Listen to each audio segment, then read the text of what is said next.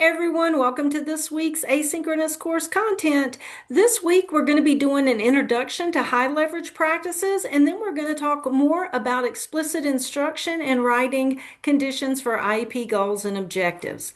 All right, so let's get into our opening because we know that every explicit instruction lesson starts with an opening, and each week we're going to do a different attention getter. So this week what we're going to do is a countdown clock. Now I have a countdown clock for 5 seconds, but you could have that time whatever fits your needs. So if you were switching from one activity to the next and you needed 30 seconds to allow students to clean up and get to their seats, etc., you could do that. Just look on YouTube for the video you need.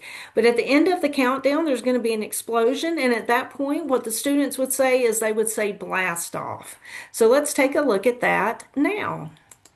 5, 4, 3, 2, 1. Blast off! And so you would scan your students to make sure everybody was focused and ready to learn. All right, now the next thing you're going to do is a review. And remember, a review is an interactive activity. So you're participating, the students are participating, everybody's participating in the review. And since I'm doing this by video, I will do our review in person. And we will talk about during our review, because I want it to be interactive, I want you to participate, will be on the components of an IEP goal, and we'll talk about evidence-based practices. You always want to state your objective to let your students know what they're going to be learning. What do you want them to be able to do at the end of the class, or in our case, at the end of this week? So our objectives this week would be for you to be able to describe high leverage practices, what they are, identify the components of explicit instruction within lesson plans. So we're going to dig into some lesson plans this week. And then I want you to be able to write a condition for an IEP goal or objective. And so we're always going to talk about the relevance. Why is this important? Well, this is important to you because if you want to be an effective teacher, you're going to teach using high leverage practices and explicit instruction along with evidence-based practices. That's what you're going to do because you are going to be an effective teacher and have great student outcomes. Not only that, in your program, as I said before, you're going to be writing and be evaluated on explicit instruction. So this content is really important to you because it impacts your university program, your grades and your learning, and then also your career. So, doing a preview, what are we going to be doing this week? Well, we're going to be learning about high leverage practices, and you'll hear me call those HLPs. So, HLP, high leverage practices. But not only that, you are going to be teaching your peers and me about high leverage practices. So, you're going to break into groups, and you're going to be assigned 2 high leverage practices, and you're going to teach those to everyone.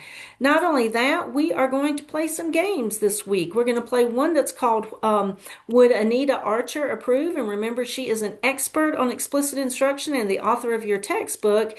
And then we're going to play another one called Condition or Not, and that's exactly what it sounds like. We always want to make sure that for you all, because you do your evaluation at the end on your growth related to the IDEA goals, this week we're continuing to work on you gaining a basic understanding of the subject, specifically related to high leverage practices and explicit instruction. And then when you are learning about those things, you are developing these skills and competencies, as well as when you're learning to write conditions. Because remember, you're going to be writing IEP goals for your whole career. All right, let's keep going. 5.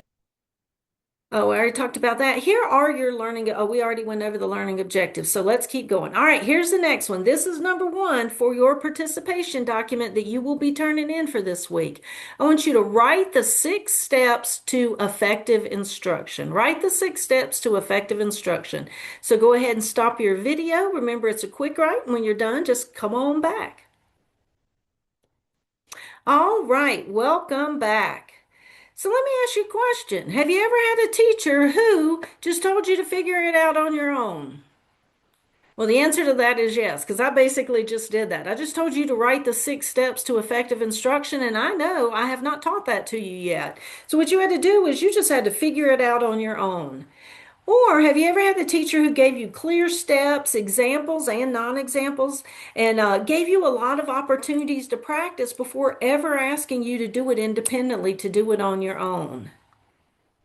Well, which one helps you learn better? Was it being told to figure it out on your own, or was it somebody that gave you clear steps, examples, and allowed you opportunities to practice? Well, what you just experienced was the difference between guessing, because I'm sure you guessed what the 6 steps to effective instruction were, and what effective instruction really would be, which would be clearly explaining all of those, teaching all of those 6 steps to you, giving you the opportunity to engage with those 6 steps before I ever asked you to do anything on your own. And what we want to make sure that we remember is that the reason that we want to use those high leverage practices, that explicit instruction, and those evidence-based practice is because they are based on research. And these are the ways that research has said students learn best. And that's what we want to do. We want to be the best teachers so our students can learn as much as possible. And so let's get ready to dive on in. So, one of the things I want to do is just kind of go over again the components of explicit instruction. Remember, there are 3 different phases. In the opening, you're going to get your students' attention. You're going to do a review. And again, that's interactive. You're not just lecturing to the students, they're interacting with that review. You're going to state the objectives so they know what they're learning. You're going to talk about the relevance so they know why this skill is important. And then you're going to give a preview of what they can expect in the upcoming lesson. You're then going to have a body, and the body is like the big chunk of your instruction. And so you're going to start with the first component of that body is the I do or the modeling. That's where you as a teacher model the skill or the behavior so the students know what it looks like. And you're doing a think aloud and talking about why you're doing what you're doing. You're then going to do the we do section. And remember, that's the guided practice. And that's where you're going to do scaffolding. And we'll talk about scaffolding more throughout the semester. But that's where you start with high support. Your students can't do the skill yet. Provide them with really high support, and then you're going to gradually fade that to moderate support. After they're doing well, getting proficient with moderate support, you're going to reduce that support to low support, and then eventually fade it off, reduce it to no support. And that's once they're proficient and able to do it without support, you move into that you do section of your lesson where students have the opportunity to practice independently as you move around the room and check in and give them feedback. And then you have your closing. And your closing, always you're going to review whatever the critical content you taught that day was. You're going to give students a preview of what's to come. What can they expect in the next lesson? And you always want to make sure that you're assigning some kind of independent work. And yes, sometimes that is homework, but sometimes that could be work that's done later in the day or that's done in the morning. They walk in and they have a review sheet on their desk, and that's the time for them to do, or an independent work time sheet on their desk. And then, as needed, you're going to check for maintenance because we want to make sure our students maintain the skills and they don't lose them after we teach them. So we always come back and revisit them. Again, we're going to dive deeply into all this throughout the semester, one component at a time. So this is just an overview so that what I'm doing is I'm building that prior knowledge. I'm talking about this now so that as we move into it later, you can start making those connections to things you've heard about before. So let's talk about what we're going to be doing today. Well, today in class or through the video class, what we're going to do is we're going to talk about evidence-based practices. We're going to talk about high leverage practices. And then we're also going to be diving more deeply into explicit instruction. But what we're really going to do is we're going to focus on you because we know that all of these 3 things, EBPs, HLPs, and explicit instruction are research-based, evidence-based, that these are the best strategies that we can use for our students, but the only way they ever have access and are provided with this really high quality instruction is you. You have to be the one who provides, who chooses these strategies. So again, that's what we're going to focus on today is how you're going to be a part of that. I want to let you know that in class, we're also going to do a jigsaw. So I need to make sure before you come to class that you skim the article that's on Canvas, and it's called High Leverage Practices, Teaching Students with Disabilities and All Students Who Need a Learning Boost. And so when you come to class, you're going to have one group who's going to talk about who is going to read and then teach us about what HLPs are. Then another group's going to talk to us about explicit instruction. A third is going to go over feedback, and the fourth is going to talk about why HLPs matter for inclusion. So you want to make sure that you review that article. Again, you can skim through it. because you don't want to be the one that comes to class and you haven't read over it and then you're working in a group and you have no idea what we're talking about. Not only that, remember that skimming that article or reading it thoroughly if you have the time provides you with the prior knowledge that you need to actively participate in class. This says that you'll teach for 2 minutes, but we want to learn as much as you want to share with us, and so it's okay if we go over that, all right? So let's talk about high leverage practices or HLPs. What are they? Well, these are like these really essential practices that have shown to be really effective in teaching students and working with families, particularly students with disabilities, although high leverage practices are effective for all students. And so high leverage practices have four domains. I'm going to go through those now and then we're going to talk about them a little bit more in depth. So the first domain is collaboration. Then the second one is data-driven planning, followed by instruction in behavior and academics, and then finally intensify and intervene as needed. So let's look at each of those individually. And notice there's a star up in the corner. So once I get through the whole PowerPoint, I encourage you to take a screenshot of it and stick it with your document. That hopefully you won't have to take the exam, but if you do, be great study guide. All right, so let's talk about the domain of collaboration. Well, really what we want to make sure that we're doing is that we are working with families, we're working with the general education teachers, we're working with any kind of specialist. That could be a doctor, that could be a board certified behavior analyst, an occupational therapist, speech and language pathologist, or anyone else like a paraprofessional who is working with a student. We want to make sure that we work together very effectively. And so there is an HLP that directly addresses this. There are multiple ones, but an example is HLP 3, which is collaborate with families to support student learning. That makes sense. We want our families and schools to work together to support students' learning and to secure needed services. And so that's a really important one because those services could be happening within the school, or it could be that you might be asked to provide documentation for something that's occurring outside of school. For example, if the speech therapist outside of school wants to work on the same type of questioning you're doing in class. The next one is data-driven planning. And so that we know that everything we do is going to be data-based decisions. We're going to collect that data. We are going to use that data to write our IEP goals. It's going to help us determine what kind of instructional strategies we're going to be using. And then that data is also not only going to give us information on a student's progress through our progress monitoring, but it's also going to tell us whether our instruction is effective or if we need to adjust it, to change it, or to modify it. And so an example of one of the HLPs that addresses data-driven planning is use student assessment data, analyze instructional practices, and make necessary adjustments that improve student outcomes. And so you can see how that domain and the HLPs within it are extremely important to our students' progress and learning. The next one is instruction in behavior and academics. We know that we need to not only teach our academic content, but we need to teach behavioral skills, and we need to teach those explicitly and systematically. Now, while the HLP for for students with disabilities addresses behavior and academics, there are also HLPs for students with complex support needs, and that one would pull in things like functional skills and communication as well, for example. And so one of the HLPs that directly addresses instruction in behavior and academics is the use of explicit instruction. And so you are already now using an HLP. You're already learning about explicit instruction. And by the end of this semester, you will be proficient at planning for and implementing explicit instruction.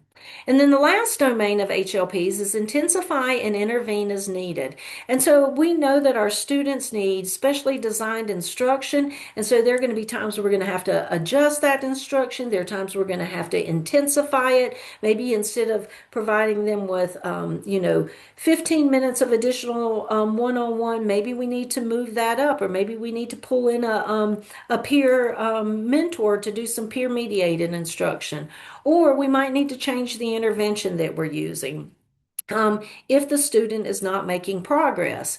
And so an HLP that addresses intensify and intervene as needed is provide intensive instruction for academics and behavior. So again, there are numerous HLPs that address each of these domains, and this is a really good graphic for you to keep because it's got it all in one spot for you with those examples. Now, what I want you to do now, because we're going to be talking about HLPs, is I want you to stop the video and I want you to scan through these HLPs. It'll only take you a second to read through them. And the only way you can understand what you're learning about related to high leverage practices is to understand what they are. So go ahead again, stop your video, read through these, and then come on back and we'll talk about them more. All right, welcome back. Well, hopefully you could see those four domains and how each of those HLPs fit within that domain and the importance to your teaching, to instruction, to our team that works with the students, and to the students' progress and learning. All right. So, why do we use HLPs? Well, they maximize our student outcomes. That's really what our goal is, right? We want our students to learn and make as much progress as possible because we have that achievement gap with our students who receive special education services. Not only that, HLPs work across grades, they work across settings, they work across disabilities, so they are effective across multiple contexts. HLPs support inclusive practices and they promote consistency and collaboration. All of these are extremely important in teaching, but within special education particularly. They address the whole needs of the student. So, for example, we're not just looking at the student at home; we're looking at the student the student at school. We're also looking at them at home. We're not only looking at the instruction that they need in the classroom, but we're also looking at the instruction they need as far as their occupational therapy, their fine motor skills, or their language skills with their speech and language pathologist. And they complement evidence-based practices. They're like best friends with explicit instruction. They all work together. Now, I do want to let you know in class, remember I said that you were going to be teaching HLP. So here we're going to have 10 different groups and we're going to divide students among those groups. You're going to investigate 2 HLPs and then you're going to come back and you're going to talk to us about what the focus of each of those HLPs is and then why do you think each of those HLPs is important to special education. Now, we're going to do this through the model lead test or the I do, we do, you do model. And so when we get there, you can stop this if you're a person that wants to kind of review what we're going to do ahead of time. And I'm going to go over an HLP and show you what it would look like when you were teaching that to the class. And then we will do one together before you then move on to one with your group. All right, number 2 for your participation document. You are going to go to Canvas, and on Canvas, there is this video clarifying the relationship between HLPs and EBPs, so high leverage practice and evidence-based practices. And so, what I want you to do beforehand, and this is going to be discussed in the video, I want you to write what are the similarities and differences between EBPs and HLPs, and how do they work together to support students. This, again, as you're doing this, is a quick write. I don't care if you just do it as bullet points, but what we want you to do is to think about what are the similarities and differences between evidence-based practices and high leverage practices. And again, that video is on Canvas. All right, let's move forward. How are you feeling so far? You got it? Need a little bit of help? Completely lost? Regardless of what you're doing, remember on your participation document, the very last thing I want to see is questions, and then go ahead and list any questions you have after that so I can make sure that I have those as part of our review. All right, I'll see you in the next video.